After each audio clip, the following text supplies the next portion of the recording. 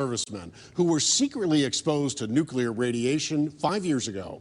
Now, for the very first time, the government has confirmed it caused cancer. There is no question that the water was contaminated. Tom Wilborn was among thousands who served here at McMurdo Station, a U.S. Navy base in Antarctica. And it was powered by this, a portable nuclear reactor. But our investigation found at least 438 malfunctions from 1964 to 1972, including leaking water surrounding the reactor and hairline cracks in the reactor lining. It was finally shut down in 1972. This was an experimental reactor at McMurdo. It did not work well almost from the first day. But you and others were never told of the dangers. Never told. We were never told that the water was contaminated. Our investigation prompted 2 federal hearings. All in favor?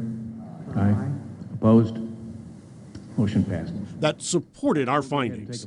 Now, in this ruling, a VA Board of Appeals found Wilborn's exposure was grossly underestimated, and his cancer was service-connected. Even more significant, it found evidence that strongly suggests others may have been exposed to higher levels as well. I've suffered from colon cancer because of, and it's been ruled as service-connected, which means that I acquired it while I was at McMurdo. But our investigation also found veterans across the country had their complaints rejected by the Veterans Administration for years. This is my memory box. Memories are all Elaine Swinney has left. As he lay dying in my arms, I told him, I said, you know, he had asked me to go ahead and pursue this. Now, with this recent ruling, does this give you reason for new hope? Of course, definitely. It gives me a little, you know, actually it gives me a lot more energy to follow this through. It also clears the way for others, and that's important to me. I worked with a lot of guys down there who are my friends, and I have memories of them. I worked with men who had cancer and were dying and had claims before the VA, and they all passed on. A whole stack of them, that's all. How significant is it that this link has been made? Well, it's very significant. Gary Augustine is executive director for the Disabled American Veterans in Washington. And in this case, you were discovered that these people that were serving up on this post were exposed to radiation that may have never come to light if you had not done your investigations. Even so, no one can say with certainty how many others have either died or given up fighting for service-connected compensation. We used all of our savings. We used everything we had. We lost our home. We lost everything. Including this.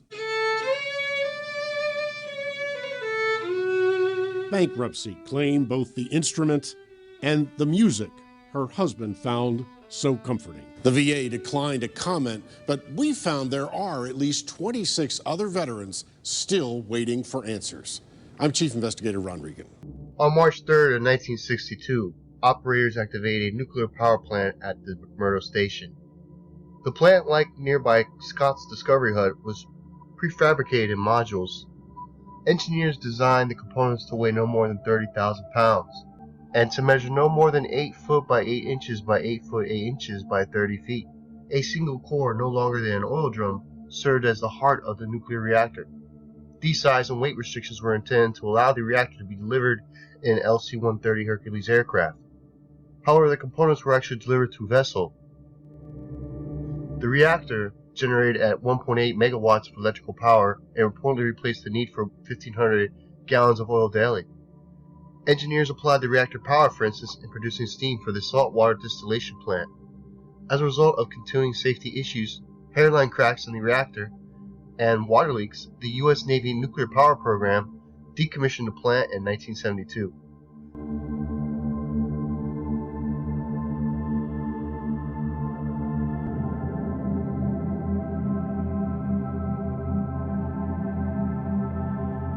There was over 400 malfunctions, and they found hairline fractures within this nuclear reactor.